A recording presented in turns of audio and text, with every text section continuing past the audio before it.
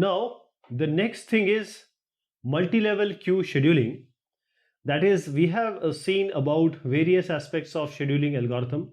We have seen about the first come, first serve, as a priority, and then round robin. Here we will discuss about the multi-level queue scheduling. We want the process to be classified into separate groups. That is, there may be some interactive, that is, those processes in which you are interacting. There may be some processes which are background.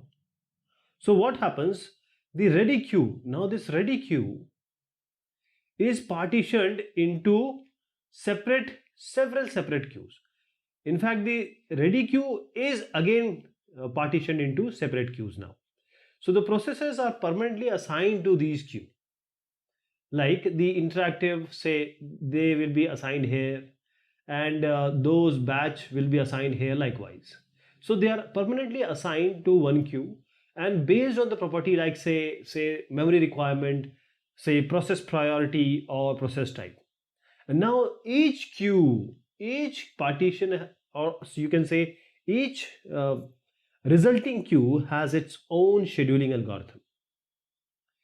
So there must be also scheduling among the queue, because now we have different queues. Say I have separate queue. First of all, I want and we want to have some scheduling in this queue, and then since there are a number of queues also, we now want scheduling between them as well. And this is simply fixed priority preemptive scheduling. Mostly it is the queuing or scheduling among the various partitions or queues. They are done by fixed priority preemptive scheduling. So fixed priority scheduling, what it does, it will serve from foreground, then background. Means first it will cater to the foreground processes which you are interacting with, and then we go to the background process. So there must be and there should be some possibility of starvation. We know some processes may not get the chance, so they will get starved. We have time slice queues. It gets a certain amount of CPU time which it can be scheduled amongst its processes, say 80% to foreground in round robin, this can be given, and 20% to background in first come first serve, this can be given.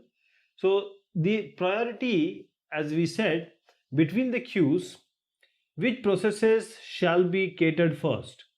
System processes, then we come to interactive processes, and then to interactive editing processes, then batch processes, and the lowest priority goes to the student processes. Then we have another you can say a variation or a taste of this type of scheduling, which is called multi-level feedback queue scheduling. Now here what happens, we just saw that we can have different queues, and these queues will have another scheduling, one more scheduling, and the processes among the inside this queue will have some scheduling. Now multi-level feedback queue scheduling means now the process can move between the queues.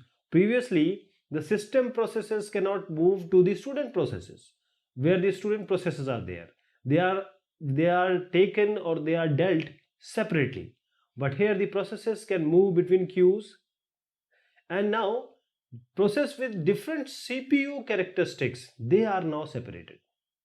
And if the process is using too much of CPU time, it will be left or it will be pushed to a lower priority queue, because it is taking too much time. It will make others starve. So if a process waits too long, if a process is starving by the way in a lower priority queue, then it will be moved to the, say the student process is there, and it is starving, it is waiting. So it will be moved to the higher priority, say the system processes queue. That is, we know that aging would prevent the starvation. So in general, what happens in multi-level feedback queue scheduler, and if this multi-level feedback queue scheduler, we need to define it, then what parameters we would require. First, how much or how many numbers of queues we would have. then for each queue what scheduling algorithm you are going to employ, and how to upgrade the process to the higher priority queue, and what is the process or what will be the criteria to demote certain process to the lower priority queue, and also the methods which we use to determine which queue a process will enter when the process actually needs this service, right? We have certain example of multi-level feedback queue. For example, we have three queues, three different queues. Say this is one queue, this is another queue, this is third queue. So this is Q0. This is implemented with round robin, and the quantum of time is 8 millisecond. In this Q2, this is Q1, this is Q2. Q2 we have round robin. Now here that quantum time is 16 millisecond. Here it was 8 millisecond. And then this one Q3, this is simply first come first serve. First come first serve. So what will happen? Let us see the scheduling. A new job is going to enter. The new job enters Q0, which is served first come first serve.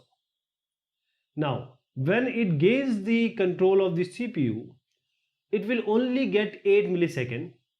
If it finishes in 8 seconds, it is very good. Our task will be simplified. Otherwise, if it doesn't end, this process doesn't end in 8 millisecond, then this job will be moved to the Q2. This process or job will be moved to Q2. At Q1, job is again served FCFS, and it will receive 16 millisecond of CPU burst. If it completes, again our job will be not very complex, but if it doesn't complete in 16 millisecond, it will again be preempted after 16 seconds, and it will be sent to the Q2, that is the third queue. So in multi-level feedback queue, as I just suggested, first the process will come. It will be first come first serve basis treated. It will be given a chance to execute for 8 milliseconds. If it completes, it's okay. Otherwise, it will be sent to the second queue. This was Q0, this is Q1, this is Q2. Now, if it completes, okay. Then if it doesn't complete in 8 milliseconds, it will be sent to Q2. Again, it will be given a chance to complete for 16 milliseconds in first come first serve basis. If it doesn't complete, then it will be sent to FCFS. If it completes, okay, it will be terminated. But if it doesn't complete, it will be sent back in the FCFS manner. So whosoever has first come, it will be given, and this will remain in the tail, and eventually it will get its chance.